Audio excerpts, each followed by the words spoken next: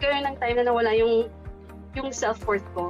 You know, you have to work to help your husband with the finances, to help prepare finances for your children for their future.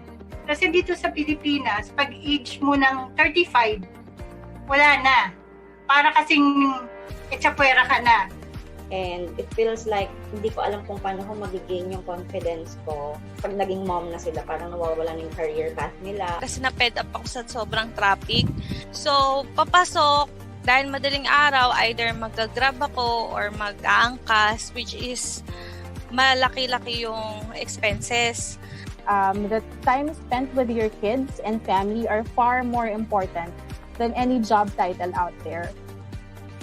Nag-decide ako na maghanap ng online job at nakakuha nga ako. Sobrang saya ko talaga. Kaya tinulungan ko rin yung iba kong mga mommy friends at nagkaroon rin sila ng sarili nilang online job. Kaya doon ako na-inspire at nag-decide na simula ng Filipina home-based moms. FHMoms community was created for mothers, for single women, for women professionals and entrepreneurs, for women overseas Filipino workers, for differently abled women, and even for young at heart women. FHMoms is a women community.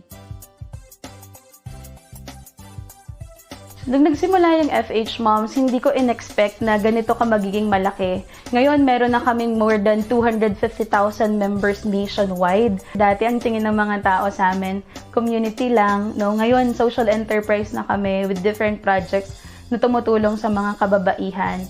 We have free webinars about freelancing, entrepreneurship, parenting, and personal growth. We offer online short courses as well as mastery courses with trainers' 1-year support. We also run a scholarship program and an internship program. We also facilitate charity activities where we are joined by community members as volunteers. Job matching program is something they can also look forward to, as well as e-commerce program. And to celebrate motherhood, we also have online bootcamp for kids. We also have the computer rent-to-own program for members who need assistance in acquiring a computer set. Aspire to be a strong-willed, independent woman. Mas gusto kong maging productive at saka naniniwala ako sa continuous learning. Inspire other women. Everyone was uplifting each other. Everyone was trying to help each other. In this world, you have to be more kind. You have to be more helpful because everyone is fighting their own battles, and you have to understand, you have to empathize, and that is what FHMoms is doing with all the moms out there. Even if you're not a mom, you would feel welcome. Empower each woman to be in their fullest potential. And most importantly, Mommy MK and the team model humility and generosity. Talagang ito yung very evident, which impacted me the most. So it gave me the desire to share freely to others what I learned freely from the FHMoms community. And I've always loved the community, the motive of the community, that is to change the world one mom at a time. Good job, FHMoms. Aspire, inspire, empower. Nothing is stronger than a community of women lifting each other up. To be among women who have genuinely tried to help people. This is something that I feel passionately about, and then this is something that I saw in FHMoms. God is good. Kasi parang naturo sa akin itong FHMoms na pinakita sa akin na kahit nasa bahay ka, kahit nag-aalaga ka ng anak mo, it won't stop na dun ka lang. Yun lang yung pwede mong gawin. Without this community, I'm not here in this situation. So FHMoms po yung nag-guide and nag-mold sa akin to be the best working at home mom I could ever be. Ang pinakamalaking impact sa FHMoms sa akin is their quote, which is moving forward, giving back. That's the very essence of FHMoms eh. That's what I like about this group kasi we encourage and inspire each other to keep dreaming, to chase our dreams. It's actually a big impact kasi if you are losing hope and wala ka ng gana and all, but because of this page, mapapasana all ka. Dahil sa online job, natupad ko yung mga pangarap ko at ang pinakapangarap ko na lang ay matupad yung pangarap ng lahat ng mga mommies. Huwag tayong titigil na abutin lahat ng mga pangarap natin, masipagan pa natin at huwag tayong susuko. Kaya kung feeling nyo hindi kayo techie, feeling nyo hindi pasok ang edad nyo para dito sa online freelancing, huwag nyong iisipin yon kasi sobrang daming opportunities ang pwedeng ibigay sa inyo online. At nandito ang Filipina Home-Based Moms para suportahan kayo. Para sa mga naghahanap ng online job at gusto ring matuto pagdating sa online business, you can join Filipina Home-Based Moms Facebook group. My name is MK Bertulfo, CEO and founder of Filipina Home-Based Moms, and our goal is to change lives one mom at a time.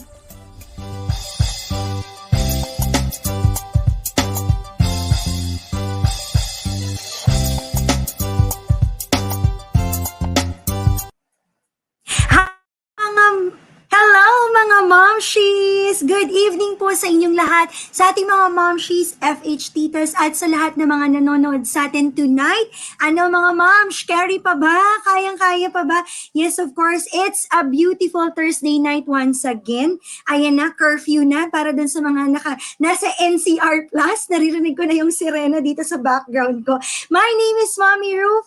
Ako po ang inyong nakitarang host ng Marikina at kasama niyo po ako tonight from 8 to 9 p.m. It's a date dahil po this is another free webinar mula po sa ating mga mababait na ating mga volunteer trainers na talaga namang thank you very much sa inyong pagmamahal sa FH Moms and salamat po for sharing your time and talent para po sa lahat ng gustong matuto at magkaroon ng dagdag na kaalaman. Alam niyo po, last week, pinag-usapan natin kung paano ba maging isang ESL teacher o yung tinatawag na English as a second language teacher. So ngayon naman, pag-uusapan natin yung skills and requirements para maging isang online teacher. So ano ba yung difference nun? Kapag ba sinabi kong online teacher, English na ba yung tinuturo ko? Or pwedeng iba pa yung pwede kong ituro sa mga estudyante online.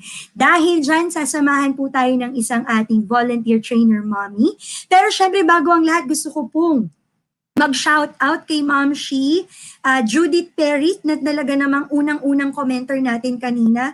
Hello, Ma'am Shi, Judith Perry. At syempre, yung nakikita ko uli, si Ma'am Shi Shena Rivera, watching from Taytay Rizal. Ma'am Sha, every night, thank you very much for joining us every night.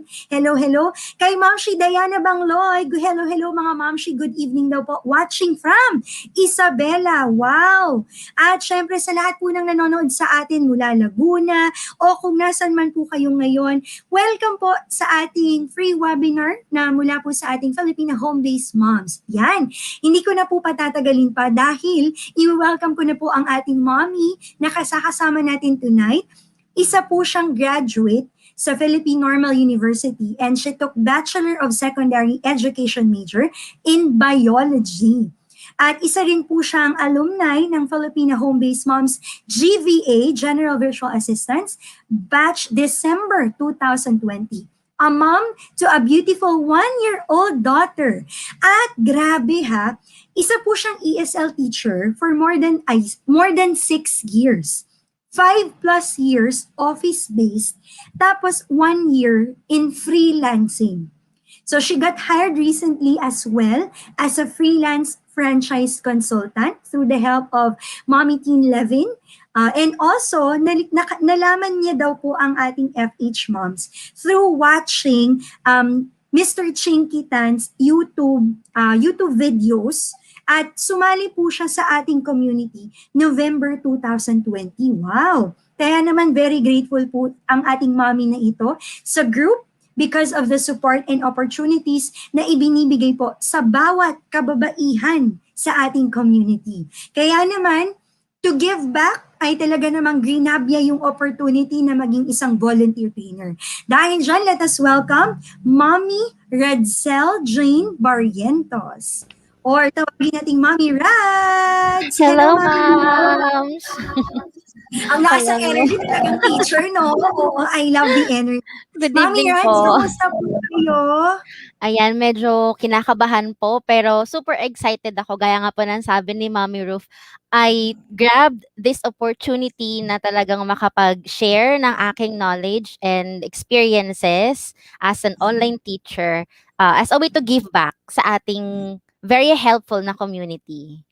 Wow! Yes. Mommy Rudz, tanong ko lang, kasi you are a teacher. Kumbaga, you graduate, an education graduate. Pero, was it nagkaroon ka ba ng transition ng, nagturo ka ba sa regular school, tapos naging teacher sa online school, sa isang ESL company, or from the very start ay talaga namang nagturo ka na fully doon po sa online? Well, actually po, before po ako graduate, 4th year college po ako. Naging working student po ako. So, I was looking for call center job, pero napadpad ako sa isang ESL company na as in wala akong idea before. So, yun, nag-try lang naman ako and na-bless tayo na mabigyan din ng opportunity to start kahit na wala tayong idea sa work na yun. And super bata pa ako that time. 19 lang ako nung nag-start ako magturo. And then eventually, nag-resign din ako kasi nag-conflict sa schedule ko as a student. Pero after kong graduate, sa ESL na talaga ako nag-stick until now. Wow! Naku, talagang mahal na mahal mo ang online tutorial dahil dyan. Kaya naman, Mommy Rudz, simulan na natin ang ating discussion. The floor is yours. Yes. Thank you so much po and good evening po to all mommies and of course to all our FH titas out there na nanonood po sa atin tonight. So, yun po na I just want to share sa inyo kung ano po ba yung skills and requirements of an online teacher. So, online teacher po kasi hindi lang po ESL kasi kumbaga online teaching is actually under po isa sa under nun is ESL teaching. So, online teaching is very, kumbaga malawak siya. So, kasi especially nowadays, nakapandemya tayo, maraming bata ang hindi nakakapasok sa school or walang access sa tutor or private tutors. Kaya, sobrang in demand ang online teaching. So, I want to emphasize din na pwede ang ibang topics or subjects. So, for example, kagaya ko, biology major ako, pero nakapagturo ako ng ESL. And at the same time, kung math major ka, pwede kang magturo ng math sa mga nagmo-module na students ngayon. So, yun po, no? Ngayon, pag-usapan po natin ang skills and requirements of an online teacher. Ayan. So, ito po yung mga frequently asked questions. So, first is, ano nga ba ang online teaching? And ano ba yung dapat ituro or pwedeng ituro? Saan ako pwedeng magturo? Sino ang pwede kong turuan? Paano ako magturo? Paano ba magsimula? Or ano yung dapat kong gawin para makapagsimula ako magturo? At saan or kailan ako pwedeng magturo? Yan. So, marami tayong mga momshies na pansin ko yan lagi. Paano po? How? So, yan. Ngayon, isa-isahin po nating sagutan to ngayon. And first, what is online teaching? So, online teaching by definition is the process of educating others via internet. So, hindi po dyan sinabi na teaching English. So, hindi lang po siya talaga ESL. So, sa panahon ngayon, actually may mga friends din po ako na na hired sila as teachers po sa ibang school, pero rumaraket sila as online teacher na ibang subjects yung tinuturo nila. For example, pwede kang magturo ng modular students ngayon. Marami pong nagmo-module na bata. So, hindi lahat, kumbaga, may access sa private tutors. So, this is actually a good chance para ma-enhance din natin yung skills natin sa pagtuturo. So, madalas kasi pag narinig ng mga moms natin, ay, online teaching, hindi ako marunong mag-English, hindi ako magaling sa grammar, or hindi maganda yung accent ko or pronunciation ko. Pero yun, for online teaching, pwede naman pala na, or ibang areas din yung ituro natin, or ituro ng teacher through online. Yan. So next naman po, ano yung mga pwedeng ituro? Ayan, as I said, any topics can be taught virtually. Ayan. Gaya lang din po naman sa offline, di ba? May mga nagtuturo din naman po ng iba't ibang areas or subjects.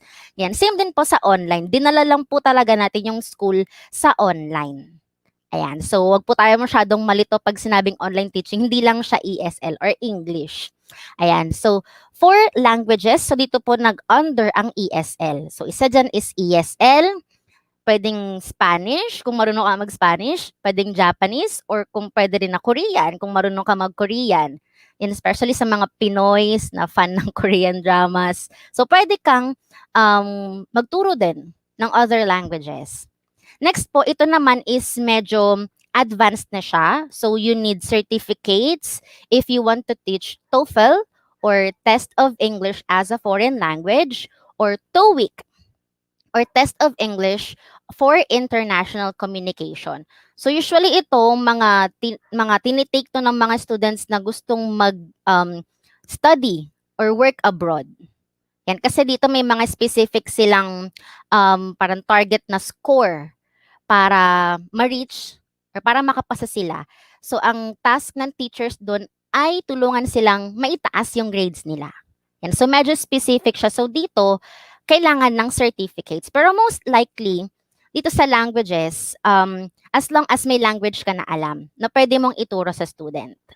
Ayan. Next naman is for school subjects. Like what I said, pwede po tayong magturo ng different subjects sa mga bata. Module assistance. So aside po from being a freelance online tutor, ako rin po ay nag-offline tutor.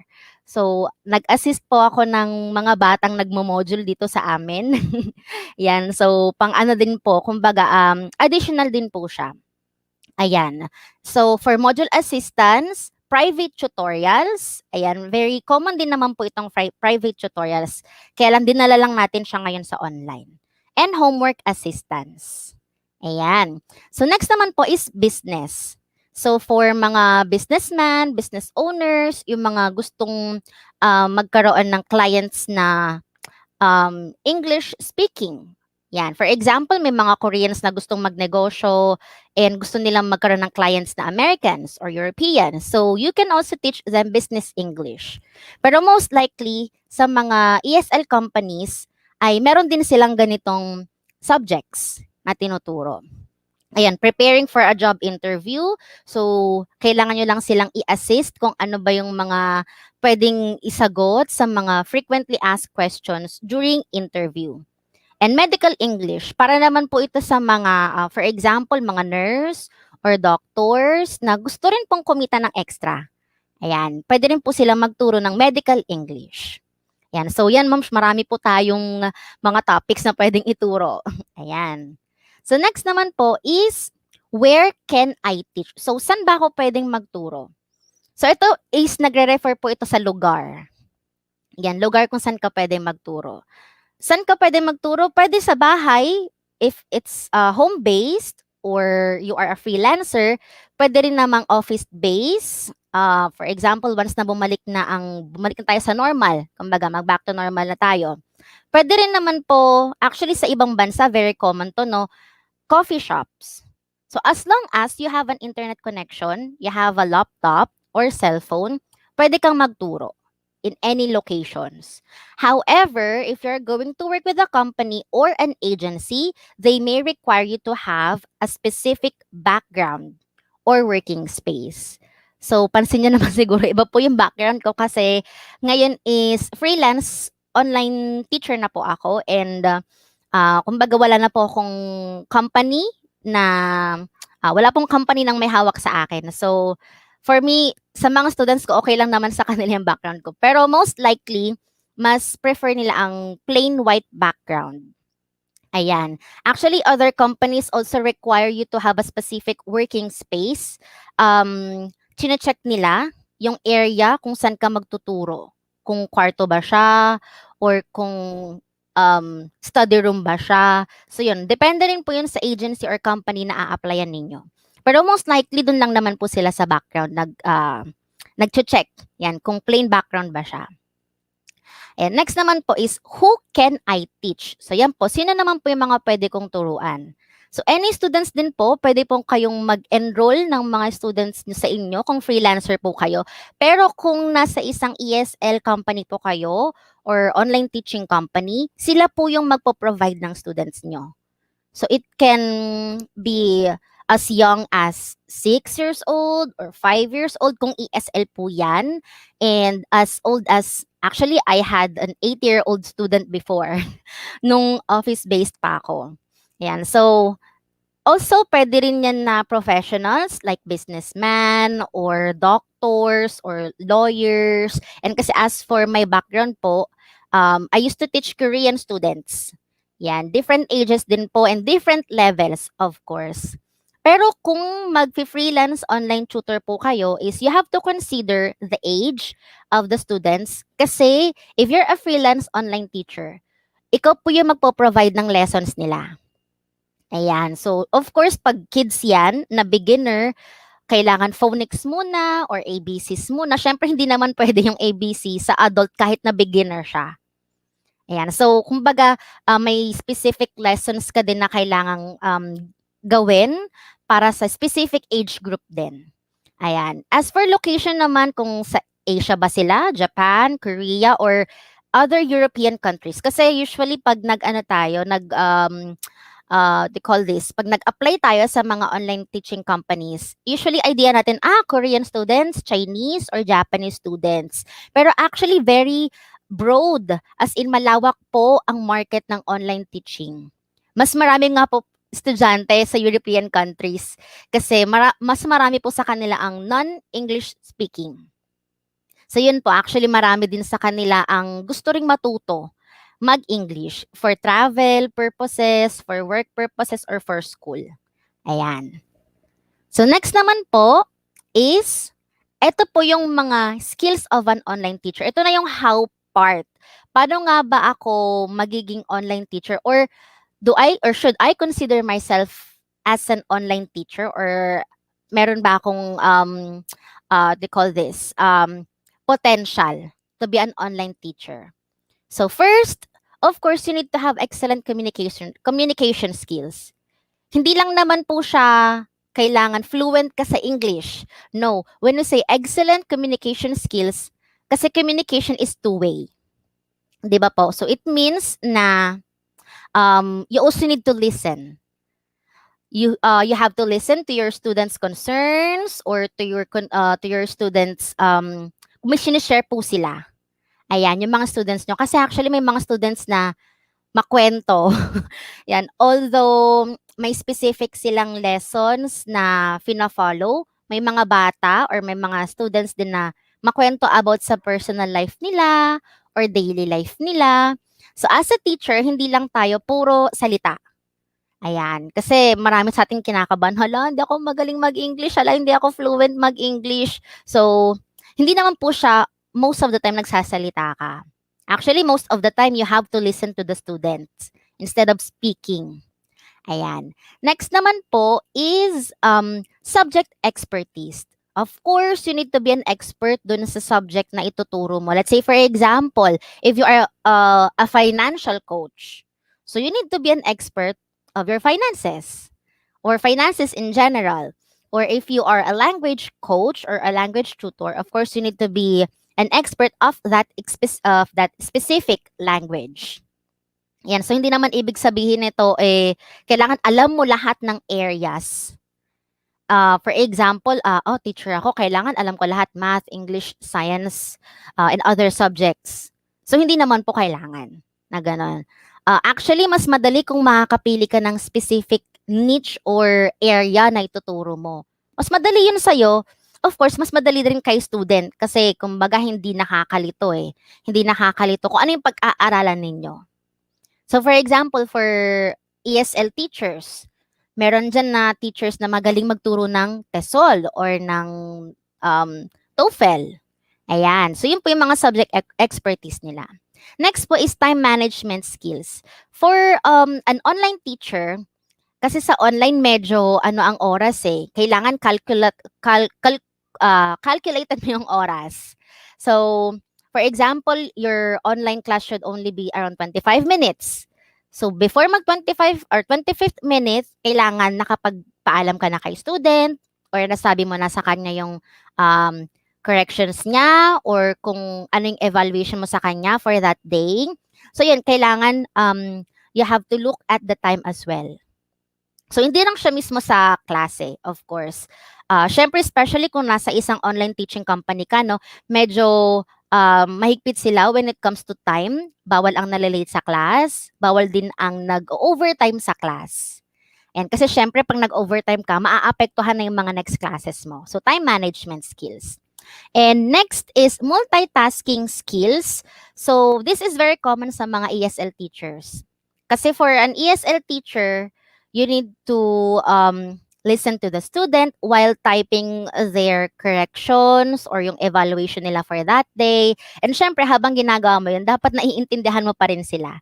And at the same time, nagsasalita ka rin or sumasagot ka rin sa mga questions nila. And ito yung, I think, based on my experience, yung medyo nahirapan ako at first. Pero it only took me siguro mga ilang weeks lang para masanay na mag-multitasking. Ayan. Kasi sanayan lang din talaga siya. Sanayan lang din talaga siya. Kasi when I was hired as an ESL teacher way back when I was 19 years old, as in, hindi naman ako magaling sa grammar kasi hindi ako English major or English teacher. So, wala akong expectations sa sarili ko. Pero, based on, alam mo, tumagal na lang yung experience ko and mas naging confident na lang din ako. And doon na lang din nahasa yung skills ko. And next po is tech skills. Hindi naman necessary na kailangan magaling ka talaga sa computer. No. So, sa tech skills, kailangan mo lang malaman kung ano yung platform na gagamitin. Ayan. Sa mga online teacher or sa mga ESL teachers, usually sa company, may specific na silang platform or website na ginagamit pag nagtuturo sila. Yan. So, makikita mo na lahat doon yung schedule mo for the day, ano yung tuturo mo for the day, sino si student, ilang minutes siya. Ayan, usually nandoon na siya. Pero, for a freelance teacher, ikaw yung mamimili kasi kung ano yung platform na gusto mong gamitin. Whether Zoom, Skype, or Google Classroom, or any other platforms pa na pwedeng gamitin sa pagtuturo online. Ayun, yun lang naman yung kailangan aralin. And of course, before the class, kailangan lagi chine-check yung headset, yung microphone, and yung camera, kung tama ba yung angulo. Ayan, so yun lang naman siya. And siguro basic troubleshooting sa pag may company naman kayo or na-hire kayo sa company, hindi naman iyan required. Yan. Pero as a freelance teacher or freelance online teacher, kailangan medyo medyo gamay mo siya. Ayan, pag naghangang PC mo, ano yung pwede mong gawin? And so as for me, may backup naman ako na cellphone, just in case lang naman. Kasi I use Zoom on my online classes. Kaya yan. So actually share ko lang na even wala ako sa bahay, nakakapagturo ako. Ayan. So yun ang isa sa mga benefits naman ng freelance online teacher. Well, anyway, pag-usapan natin yan after nitong skills of an online teacher. Next po is compassion and empathy. So, as I said, kanina na may mga students na mahilig mag-share ng personal life nila. So, I had a student na umiiyak pa sa akin before pag nahihirapan sa exam or pag hindi maganda yung araw nila. So, as a teacher, you need to empathize din sa kanila. Na, oh no, it's okay. Ganyan, I'm here, I can listen, ganyan. So, paramdam mo rin sa kanila na hindi ka lang teacher or tutor. Kasi, even naman sa sa public school or private school bilang teacher, parang anak mo na rin kasi yung mga estudyante mo. So, same din siya sa online teaching. Hindi lang talaga kayo nagkakasama physically, pero naa-attach din kasi yung ibang estudyante sa kanilang online tutor or teacher. Ayan. Next naman is passionate and patient. Actually, patience ang pinaka-susubukin sa atin sa pagiging online teacher. Bakit kasi iba-ibang klase ng estudyante ang makakaharap mo. Whether one-on-one yan or group class man yan. So, from bata hanggang sa pinakamatanda. With iba-ibang levels pa. Yan, may beginner, may intermediate level, may advanced level. So, iba-ibang klase ng estudyante yung pwede mong makilala. So, pag may pasaway, of course, as an online teacher, hindi ka pwedeng sumigaw sa estudyante or hindi ka pwede basta-bastang, alam mo yun, nagagalit sa klase. You still need to smile. Siguro yun yung isa pa sa mga medyo challenging as an online teacher. parang kailangan ano ka, itago mo na lang yung emosyon mo. Yun. Pero syempre, it's being professional din. Especially sa mga bata. So, hindi naman pwedeng magpakita ka lang sa kanila ng anger basta-basta. Ayan. Pwedeng pagsabihan sila ng malumanay pa rin. Ayan. So, next is creativity. So, for a teacher, kailangan creative talaga tayo. Hindi lang siya when it comes to, pag yung mga arts, ganyan. Hindi lang po siya dun sa creativity na yung pumapasok. Art of questioning. So, for a teacher, kailangan marunong ka ring bumali ng mga tanong sa estudyante.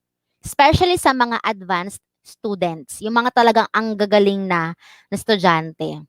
So, yun, kailangan marunong kang magtanong, alam mo kung kailan mo dapat itanong yun, and also yung mga activities and lessons na swak sa needs and level ni student mo. Kasi actually may mga companies, or most companies naman, they have level test. So, for level test, may mga teachers na assigned na magko-conduct ng level test to know the student's level bago sila i-enroll. Ayan, kasi syempre hindi naman pwedeng si beginner student pag-aaralan niya agad magbasa ng news. So, hindi niya makakayanan yon. So, yun, kaya may level test. Ayan. And syempre, habang nag-i-improve si student, nag-i-improve din yung way of teaching mo. Swak pa ba to sa kanya, yung ganitong way of teaching or way of asking questions? Or itong activity ba na to, mag-e-enjoy siya? Or itong activity ba na to, pwede sa bata or sa matanda? So, yun. Ganun po dapat yung creativity as an online teacher. So, next po is great motivator. Yan. Of course, bilang teachers, especially sa experience ko as an ESL teacher, no, maraming students ang nag-give up halfway ng pag-aaral nila ng English language. Kasi syempre, dahil, for example, sa tagal na nila nag-aaral, hala, ba't di ako gumagaling? So, as a teacher, you need to motivate them. Pag nawawala na yung confidence nila, or kahit pa nagsimula kayo, hindi siya confident, you need to motivate the student. Ayan. You need to tell the student na, no, you're doing a great job. No, you're doing well. Ayan. So, kailangan mo siyang i-encourage para maabot niya yung goal niya. Ayan. And of course, you need to be resourceful as well. So, sa most companies naman, they provide your lessons naman. So, hindi nyo kailangan mag-worry about that. Ang kailangan mo lang i-prepare is of course yung additional information in case na magtanong si student or kailangan ng pictures or kung ikaw naman na isang freelance online tutor, syempre kailangan alam mo siyang kukuha ng mga topics or ng mga resources para dun sa lesson mo na yon sa estudyante. Ayan. And also, kung may technical problems ka rin, dapat resourceful ka. Like what I've said, kailangan at least meron kang backup in case na magka-problema. Ayan. For example, you need to have a backup cellphone in case na mag-lowbat ang iyong laptop hindi mo na-charge or any other concerns. Ayan. Kailangan resourceful ka pa rin. Ayan. And of course, you need to smile genuinely. Kasi ma-feel yan ni student pag hindi ka talaga nag-smile genuinely. Yung parang ganyan lang all the time. Ayan. Pero syempre, ayun, smile always. Kasi gaganahan ba sa student na mag-aral kung yung teacher niya nakabusangot, 'di ba? So yun, kailangan very pleasant din yung itsura natin and very friendly as well. Ayan. As for our technical requirements naman, of course, number 1 is laptop or desktop. Ayan. Kung mag-home base po kayo. And most companies actually requires this. Hindi nila ine-encourage na gumamit ng cellphone. Ayan. Pag sa mga companies, mas prefer nila kasi yung ginagamit nilang platform is mostly hindi pwede sa mobile. Ayan. So, they require laptop. So, at least Core i3, pwede na siya. Ayan. HD camera. Especially for video classes. So, kailangan yan for video classes kasi para makita ni student yung hand gestures mo or para makita ni students, of course, yung facial expressions mo. Pero for phone classes naman, hindi naman siya required. Ayan. For teaching platform, software, yan, gaya na nabanggit ko kanina, Skype, Zoom, Google Classroom, just familiarize yourself sa mga platforms na ito. Ayan. Next is headset with noise cancelling feature. So, yung iba gumagamit po sila ng crisp or nagre-require silang, yung mga companies nagre-require sila ng crisp. Pero as for me, noise cancelling feature is medyo okay naman na siya kahit papaano. Even may nagbe-video kay sa amin, di naman naririnig sa background. So, yeah, as long as noise cancelling siya, it's fine. Next is, of course, internet connection. Siyempre, hindi ka makaka-connect kay student kung walang internet connection. Ayan, minimum siguro at least 10 Mbps, especially kung video class siya, para hindi naglalag. Ayan, kasi syempre, pag video class ka, tas naglalag, di ba? Parang hindi ka rin maiintindihan ni student. Ayan. And also, LAN is required. Even sa hindi ka naka-company, pag nag-freelance ka, actually, mas reliable kasi ang may LAN cable. Unlike sa naka-Wi-Fi, kasi baka pumitik-pitik siya. Pero from my experience naman, kahit naka-Wi-Fi ako before na nagturo, okay pa rin naman siya.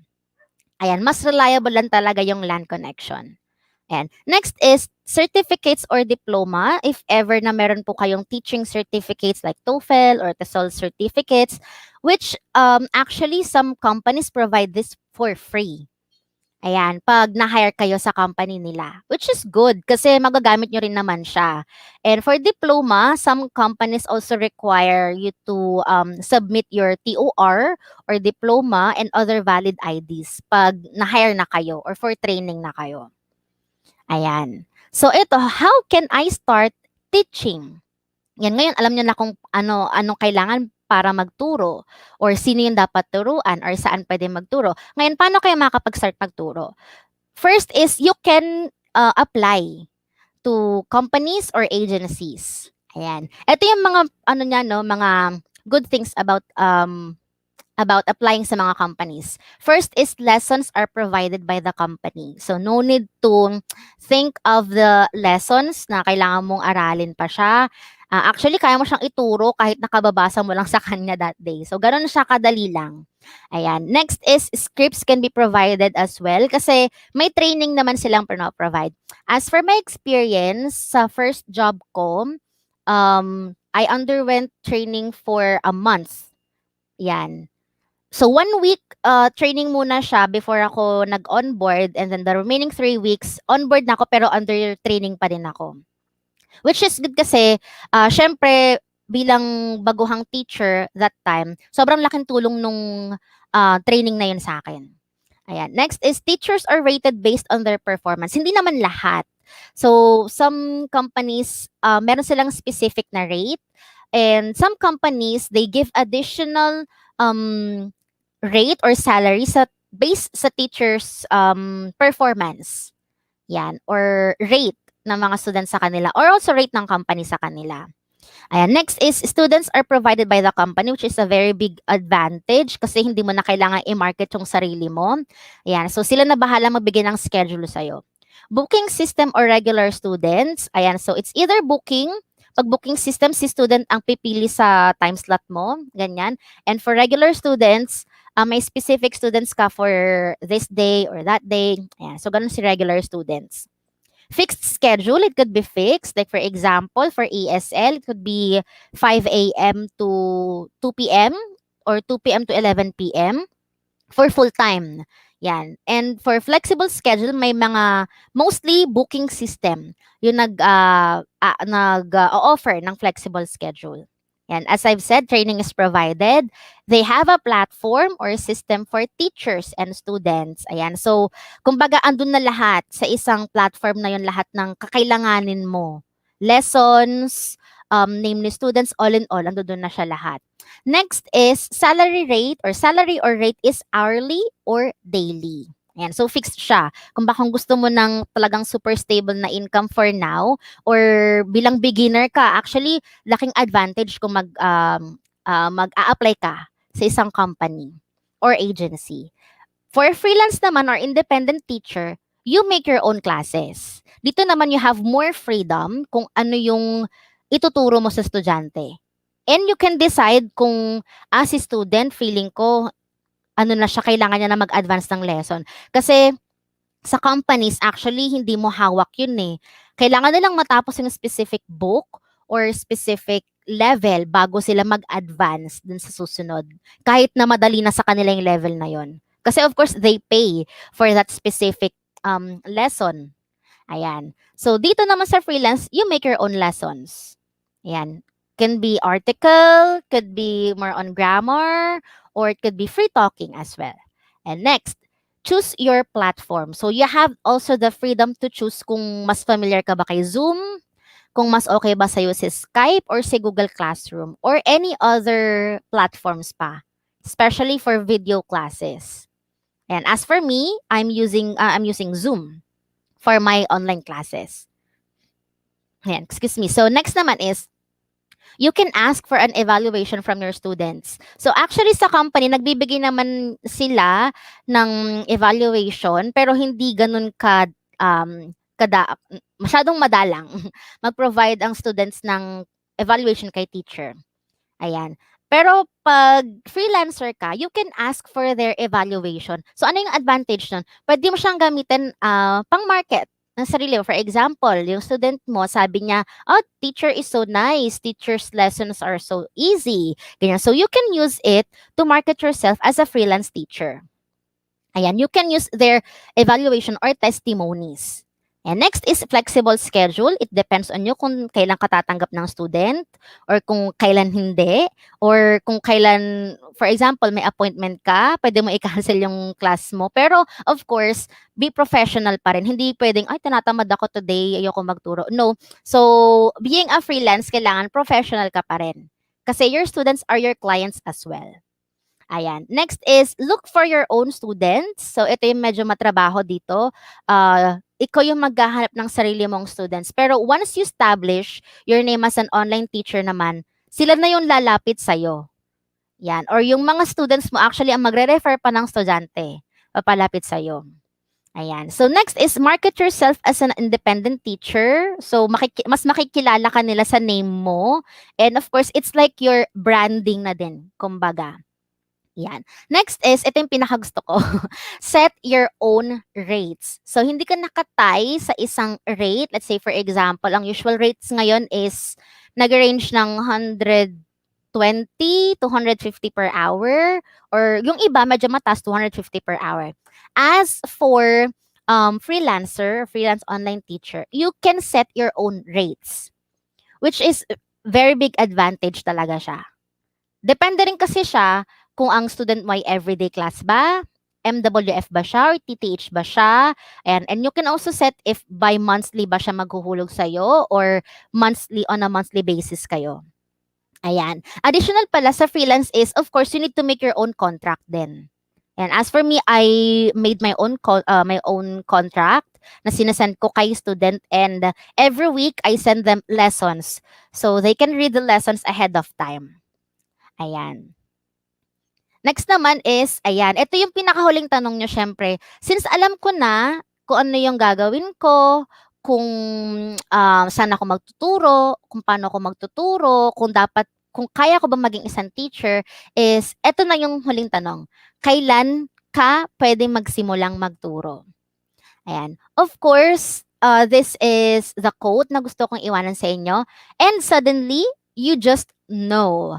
It's time to start something new and trust the magic of beginnings. Kasi marami sa ating mga moms ang takot talaga pag sinabi, online teaching, mag-English ako dyan, ayoko nyan, hindi ako fluent sa English, hindi ako magaling mag-English, so on and so forth. So, no, hindi lang naman English ang pwede mong ituro. Pwede namang ibang areas na kung saan ka magaling. Saan ka confident.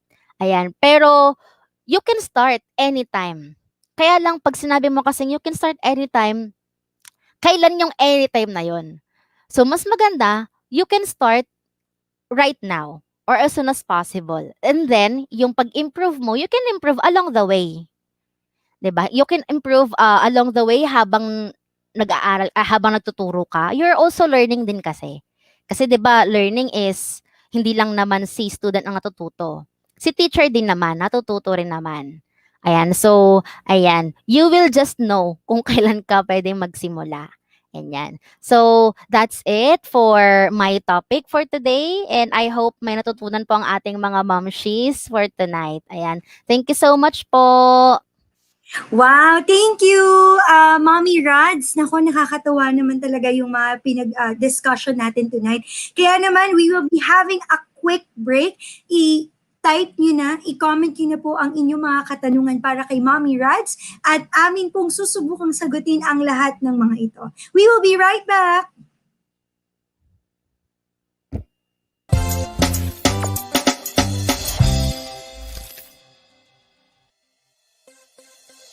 Naghahanap ka ba ng course na topic focus at pwede mong aralin sa sarili mong oras? FHMoms now offers short courses. For only 1,500 pesos per course, pwedeng-pwede mo nang aralin ng iyong course of choice at your own time, at your own pace. At sa loob ng 1 taon simula na mag-enroll ka, meron kang access sa course materials. Sigurado ring makakakuha ka ng Certificate of Completion upon your request. How to enroll to our short courses? First, choose from the following courses: Basic Project Management, Content Writing 101, Fundamentals of Podcasting, English Proficiency and ESL Online Teaching. You can check the outline of each course using these links.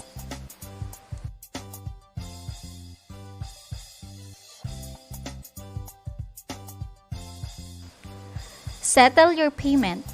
You can pay through GCash, bank transfer, or any payment channel that has a transfer to bank feature. Click the link of the enrollment form of your chosen course and fill out the necessary details.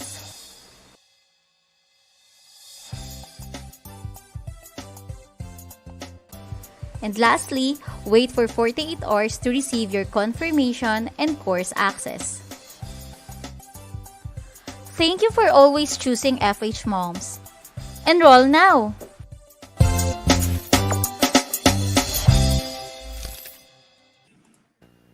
And we are back. Dahil dyan, magbabasa na kami ng mga katanungan. Pero syempre, just a quick break or a quick reminder po sa mga momshies natin na gustong manalo ng ating mga short courses or maybe a general virtual assistance course o kaya naman accounting and bookkeeping course.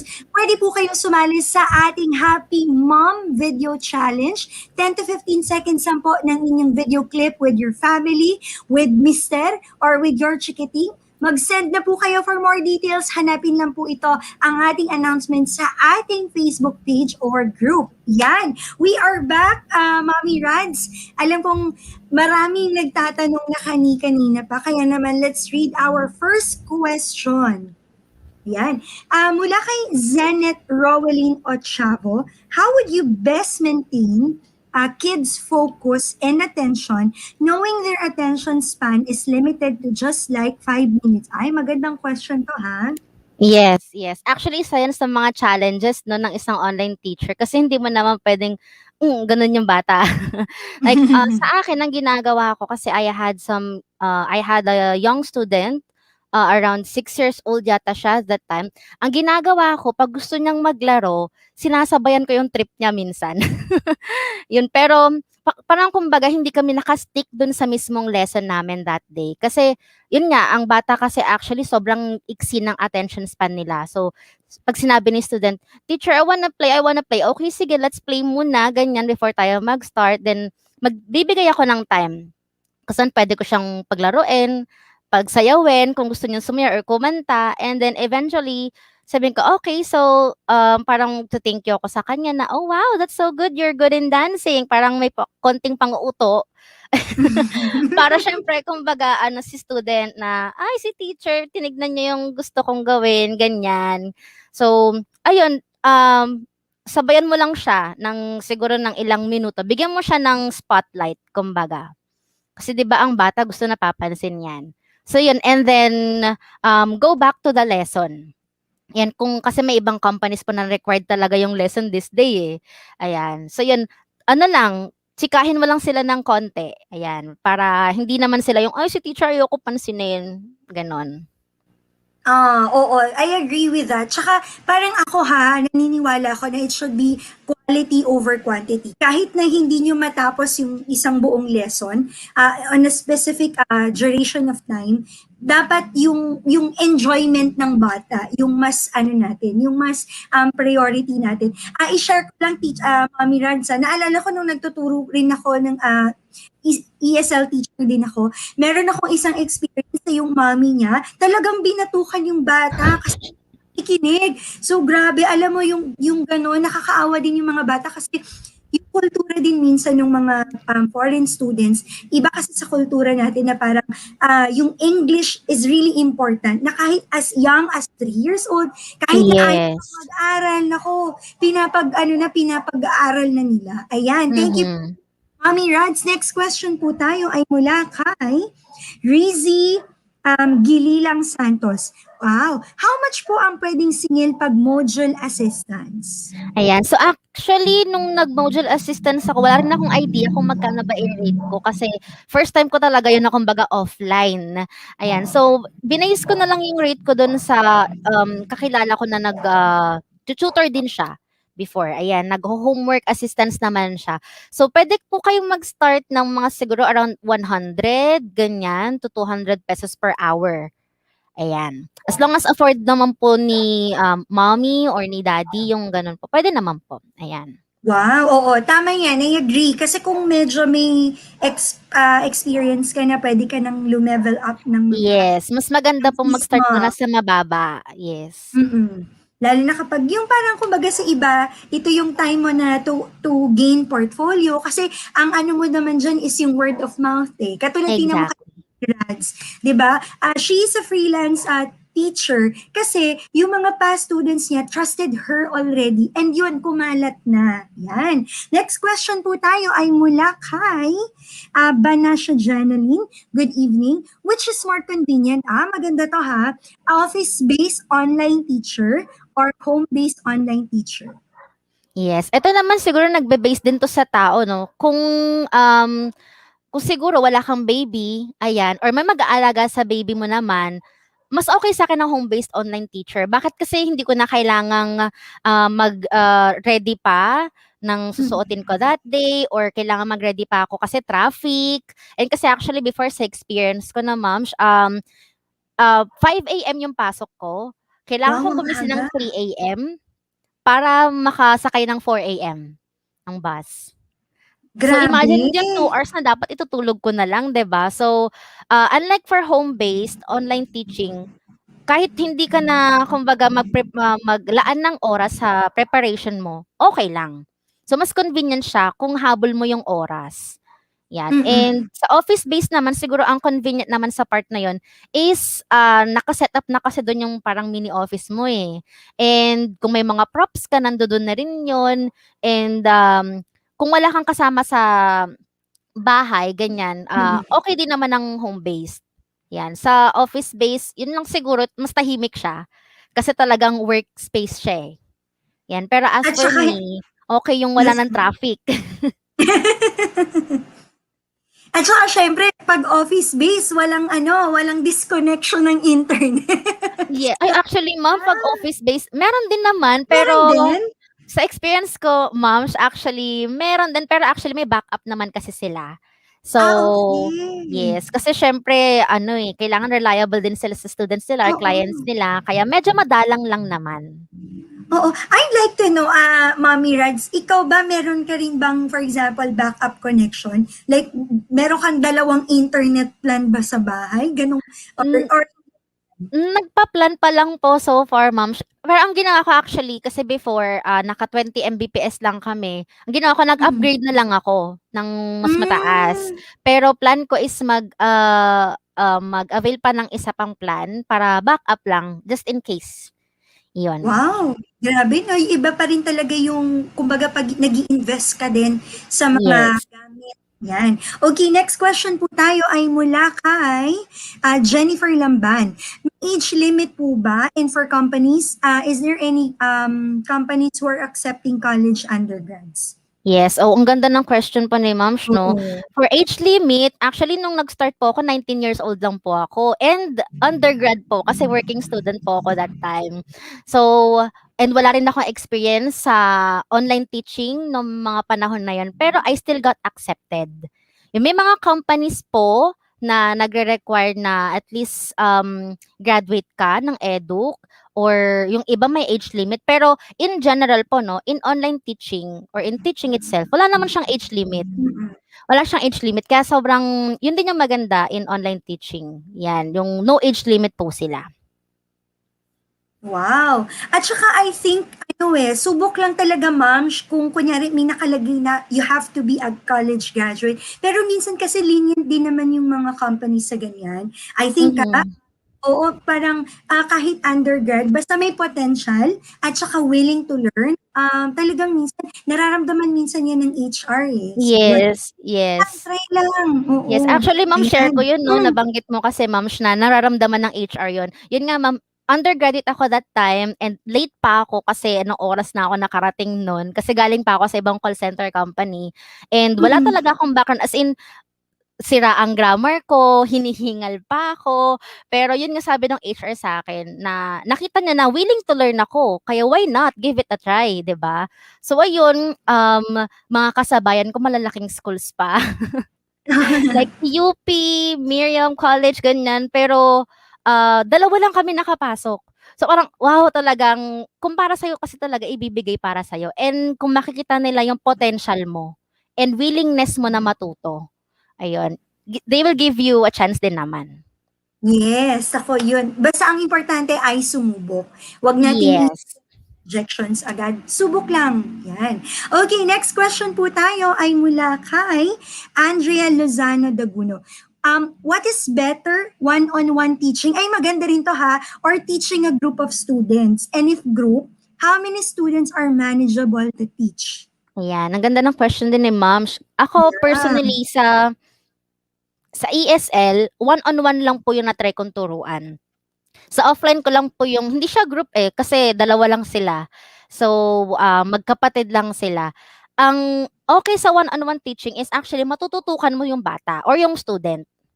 Yung improvements niya, and kung gumagaling siya, kung saan area pa yung dapat ayusin. Pag group naman, medyo mahirap kasing ma-focus yung ano yung areas na kailangan pa nilang i-improve kasi magkaiba sila magkaibang individual sila, so magkaiba sila ng learning style, magkaiba sila ng attention span. Kung mas bata yung isa, mas gusto maglaro, parang gano'n. So as for me, mas manageable ang one-on-one teaching. Mas advantageous na siya sa bata, advantageous din siya sa teacher. Okay, yes, correct. At saka mahirap kasi pag nag-group tapos magkakaiba ng level gaya ng sabi ni Mommy Rudz. Naku, riot na yun, ma'am. Yes. May mga batang maglalaro, ganyan. For online teaching naman, may mga batang magsusulat na lang bigla sa board, ganyan. May mga ganun na actually sa one-on-one. So, what more pa pag group sila? Nako, ayun. So, sana po natulungan namin kayo dyan, Ma'am Andrea. Next question po tayo. Last 2 questions po tayo para kay Mommy Rudz. Mula kay Ma'am Nova Conigo. What site po ba pwedeng mag-apply as an ESL teacher without experience and not bachelor's degree? Okay. So, actually, most ESL companies naman po ngayon ay nag-hire ng walang experience and hindi required ang bachelor's degree. As long as kaya mong i-express yung sarili mo and willing ka naman na ma-develop din yung speaking skills mo, communication skills mo, nag-hire din naman sila. As for the site, marami po actually na kapag try ako sa ilan, like 5-1-Talk, ganyan, or other like Ingu, ganyan. So, lahat naman sila, halos hindi sila nagre-require kasi may mga kasabayan ako na estudyante. So, of course, wala silang bachelor's degree and wala rin silang experience. Pero as long as nakikita nila na pinupush mo yung sarili mo rin na matuto, kasi ako, kahit na 6 years na experience ko, may encounter pa rin ako na, hala, paano ko to gagawin? Or hala, bago sa akin to. So, laging may bago. Kaya, try lang po ng try kahit saan site or kahit anong companies, basta make sure lang po na i-research nyo muna yung about sa company or kung legit yung company. Yan, kasi may mga nakita kong postings, moms, na we're hiring, ganito, ganyan, ganyan. Tapos, hindi naman siya legit. So, kawawa naman yung nag-a-apply, naghihintay ng reply. Yes. So, yun, pag nakita nyo na, ay okay, swak ako dito, kahit siguro mga 70% of the requirements, swak ka, go mo na, ma'am, 'di ba? Kaysa naman nasayang yung opportunity na, ay pwede pala ako dito, ganyan. Kahit yung mga diploma to be followed naman yan. Ako nakapagtrabaho ko nang walang diplomang pinasa, 'di ba? As in, try nyo lang mag-apply. And then eventually makaka-shot din kayo. Oo.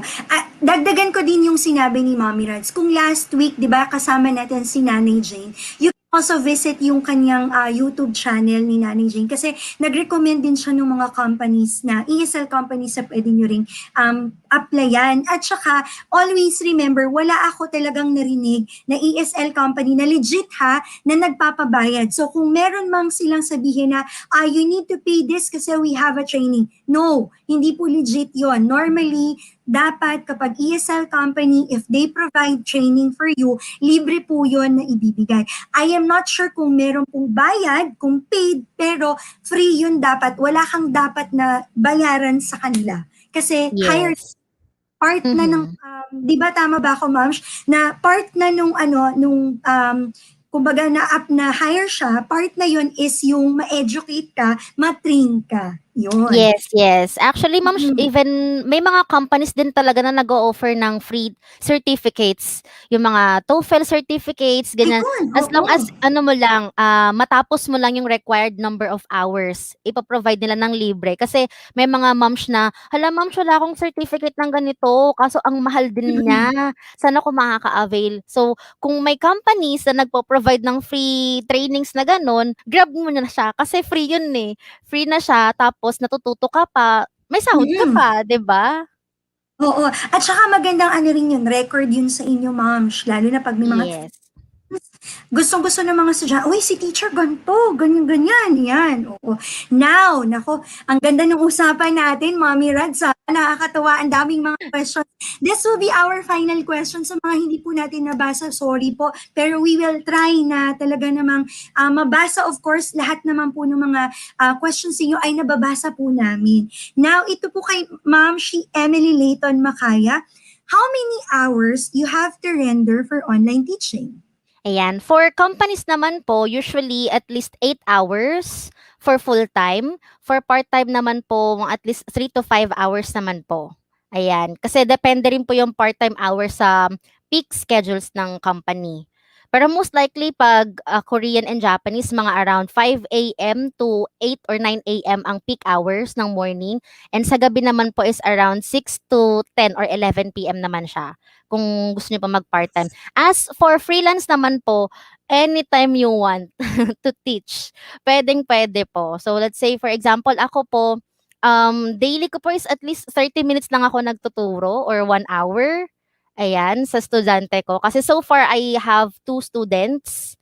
So, nagre-render lang ako ng 30 minutes to 1 hour per day.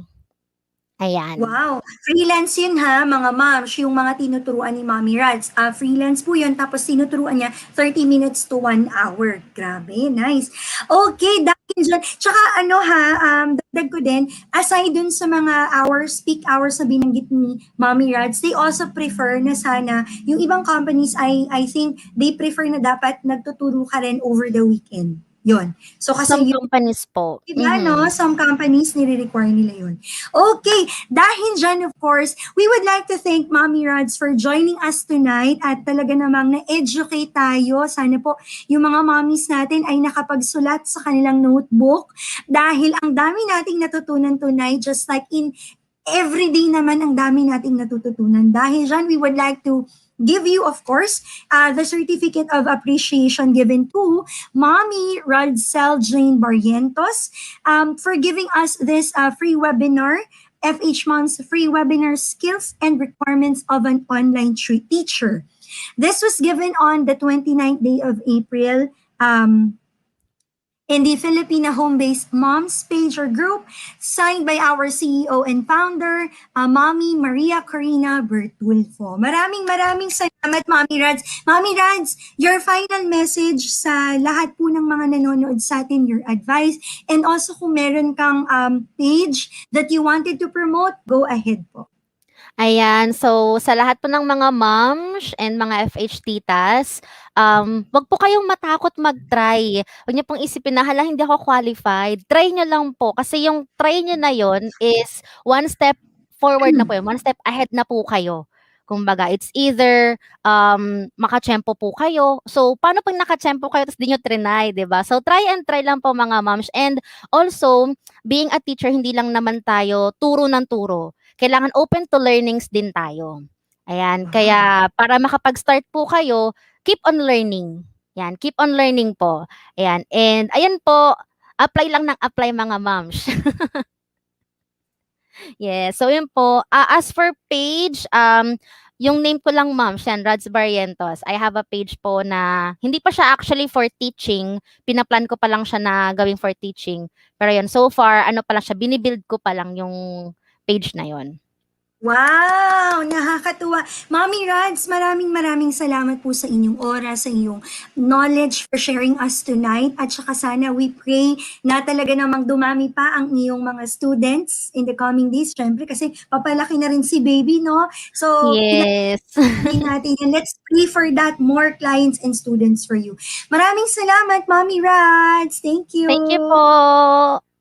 Thank you very much, Mommy Rudz, for tonight. Nako, napakaganda ng usapan natin ngayon. Pero syempre, bago po namin sabihin ng ating mga basahin ang ating takeaways for tonight, congratulations to you, ang ating mga winners kanina, yung mga nabasa natin yung mga questions. Kay Ma'am Shi Zenet Rowelyn Ochavo, Mommy Rizzy Gelilay Santos, Ma'am Shi Banasha Jenaline, Jennifer Lamban, Andrea Lozano Daguno, Nova Conmigo, Emily Layton Macaya. Ito lang meron lang akong nabasa kasi kanina na parang nagtatanong yata si Ma'am si Jennifer, paano daw kapag nawala ng ilaw? Normally kasi talaga ma'am, nire-require ng mga ESL companies na dapat meron kang backup. May backup internet ka. So kung kunyari you have this fiber plan. So, dapat yung backup mo hindi ko sure kung ano yung nire-require nila ngayon. Pero kasi before, nung nagtuturo ako, ang requirement lang nila is you have the pocket wifi or anything na basta stable. Yun. Syempre, pag electricity, minsan kasi hindi mo sure kung totoo ba siyang reason na nawalan ka ng ilaw or hindi. And minsan yung mga companies, they require you to provide an announcement from the electric company, mga ganon. So, depende po talaga sa rulings ng mga ESL companies. So, minsan nag-iiba talaga. Yung kanina na walang experience, high school grad, pero nag-tutor, yes, you can try online teaching. Kung yung mga gusto talagang magturo, pwede niyong simulan actually sa kakilala or baka meron kayong kapitbahay na gustong magpaturo online or assist sa module, maganda po yun. And now, syempre, bago po namin basahin ang inyong mga takeaways, i-comment nyo na po yan, we will be having a quick break. Magbabalik po kami.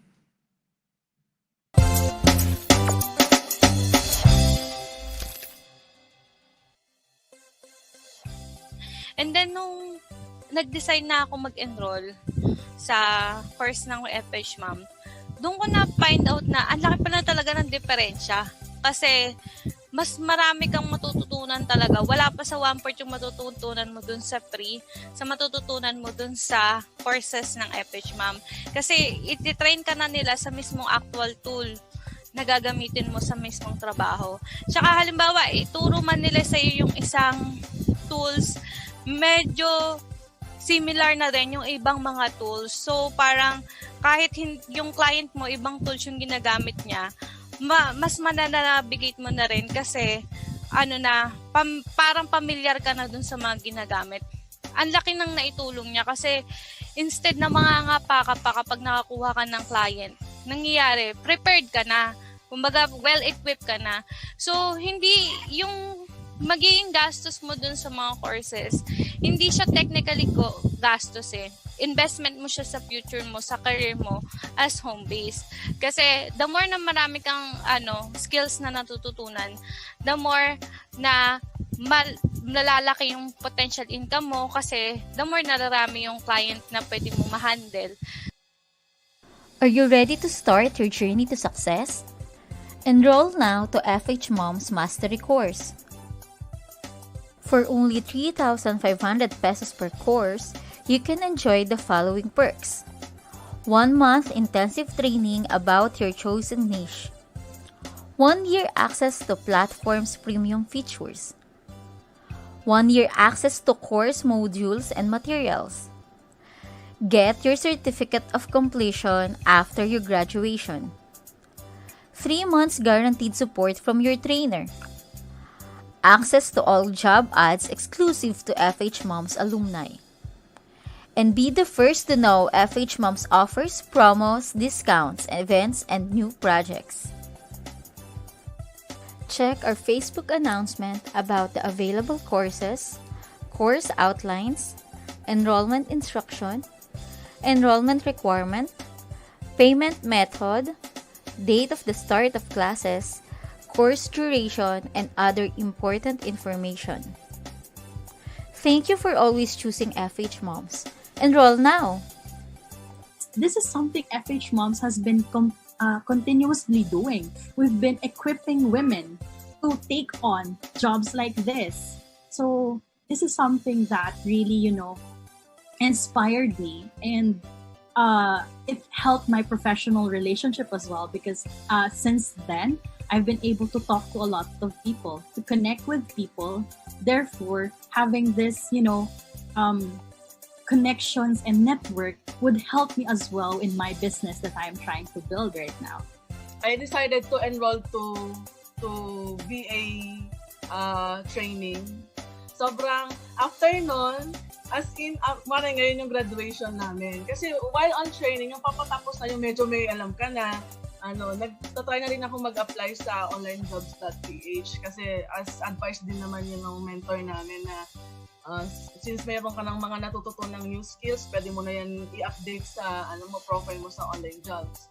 So, ang nangyari, ngayon yung graduation namin, kinabukasan, nagka-work na ako kasi tumawag ka agad sa akin yung boss ko ngayon, in-interview ako right there, na-hire na ako agad.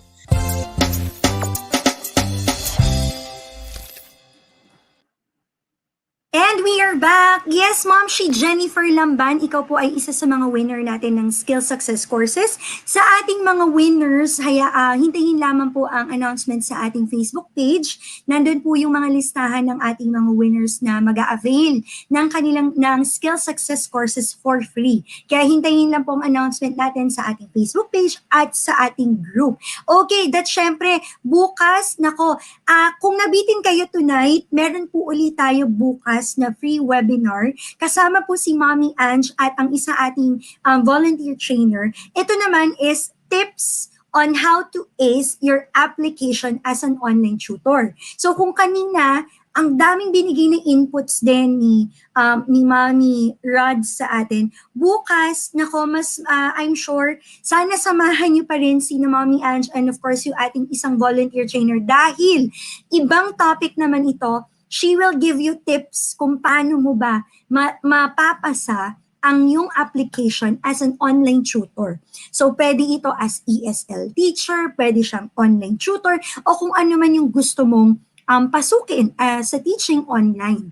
Dahil dyan, isa lang na tip na bibigay ko sa inyo. Isa sa mga pag-uusapan bukas, yung alam kong favorite or talaga namang curious ang lahat sa atin, yung correct pronunciation, yung accent, yan. So sana samahan nyo kami bukas. And now we'll be reading our takeaways. Okay, mula kay Ma'am Rinalyn Cervantes Buesa. My takeaway tonight is dapat may empathy tayo sa mga students, makikinig din tayo paminsan-minsan sa mga thoughts at nafe-feel nila. Sasabayan din yung trip or gusto ng younger students if gusto nila mag-play. Kahit bago mag-start ng lesson, i-condition din sila time to time. Yes, I agree with you, Ma'am Rinalyn Cervantes Buesa. Tama po yan. Tsaka naalala ko din talaga, karamihan kasi ng mga students sa ESL ito, parang sila yung country na merong mataas yung rate ng suicidal intention, suicides.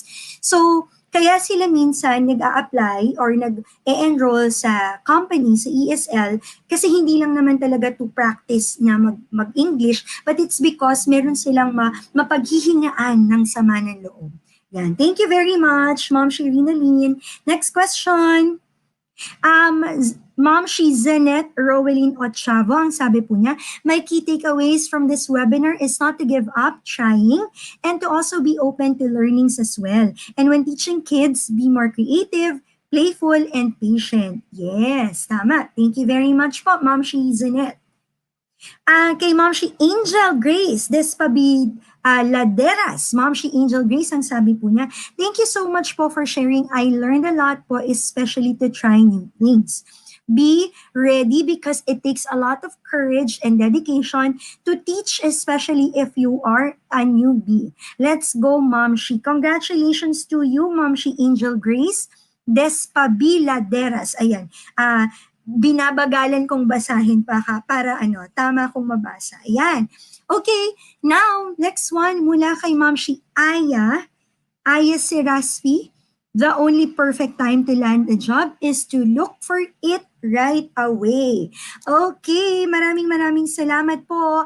And congratulations po muli sa ating mga winners. Ngayon naman for our takeaways, Rinalyn Cervantes Buesa, Angel Grace Despabiladeras, and Aya Sirasfi. Yung isa, si Ma'am Zanet Rowelyn Ochavo din. Okay, ang aking takeaway naman for tonight is, tingnan mo si Mommy Rudz. She started teaching sa ESL when she was only 19 years old.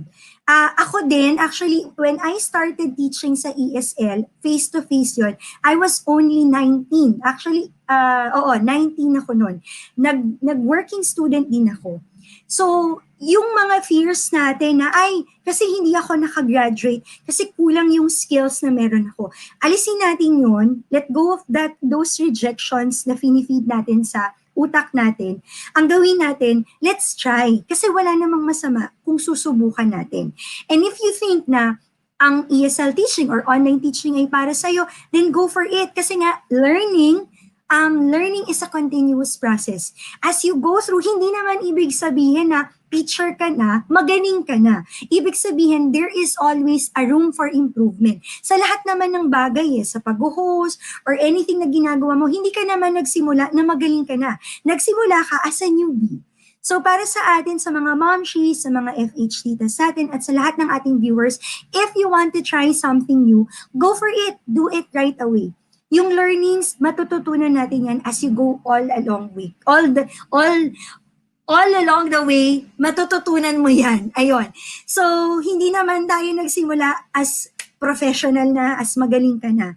Lagi yang natututunan. Kaya yun, always try lang ng try. Malay natin, makuha na natin yung niche or career na para sa atin. Dahil dyan, maraming salamat po sa inyo. Thank you po sa pagtutok sa atin tonight. At syempre, muli po, ini-invite ko po namin kayo na magpadala ng inyong video clip for our Happy Mom Video Challenge. Ayan. So, para po sa ibang detalye, i-check na lamang po sa ating FB page or ating group. Dahil, ang mga winners po nito, meron tayong 4 na winners for short courses, 2 winners sa General Virtual Assistants, and 2 winners din po sa Accounting and Bookkeeping. Ano bang gagawin? Magpapadala lang po. Napakadali. 10 to 15 seconds na video clip. Pwedeng kasama si Mister, pwedeng kasama ang iyong mga anak, pwedeng buong pamilya, isama mo na. Ayan, basta observe lang ang physical distancing din, or syempre kung magkakasama naman sa bahay, okay lang din. Ayan, ipadala nyo po ang inyong video clip, ang inyong favorite bonding activity. Malay nyo kayo po ang manalo kasi marami pong pwedeng winners po dito po sa ating Happy Mom Video Challenge. Hanggang May 5 na lang yan, kaya sana po, sali na po kayo.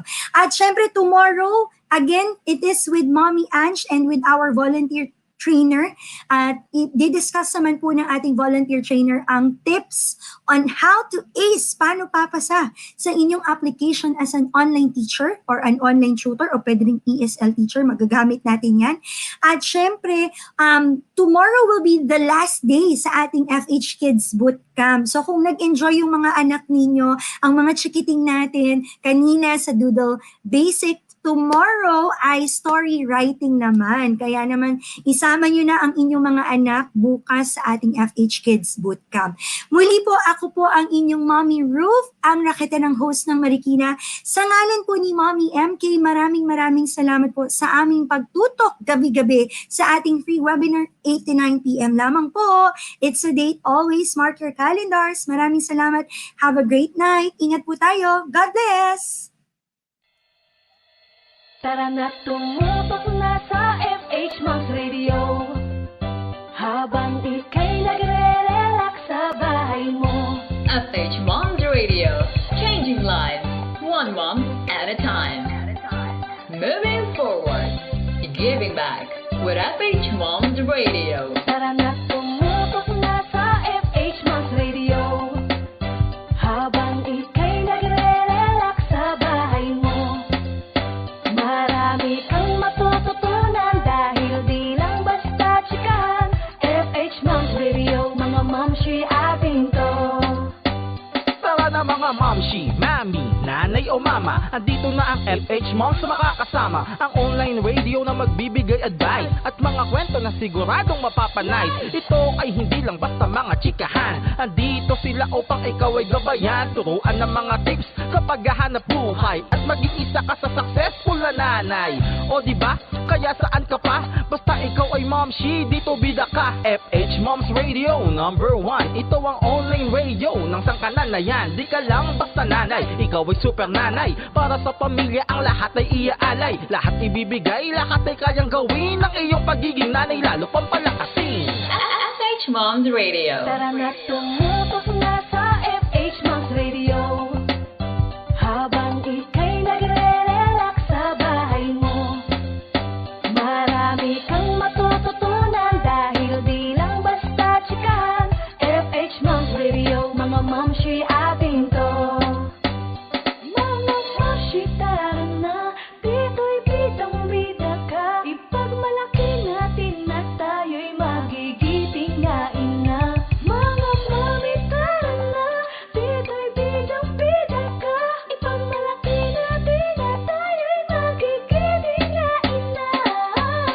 FHMoms Radio. Tara na tumutok na sa FHMoms Radio habang ika'y nagre-relax sa bahay mo.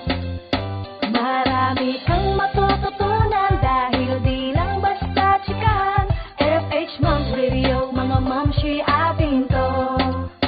Tara na tumutok na sa FHMoms Radio habang ika'y nagre-relax sa bahay mo.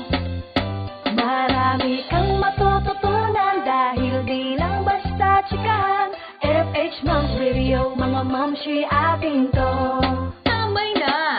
Nagbabalik ang FHMoms Radio.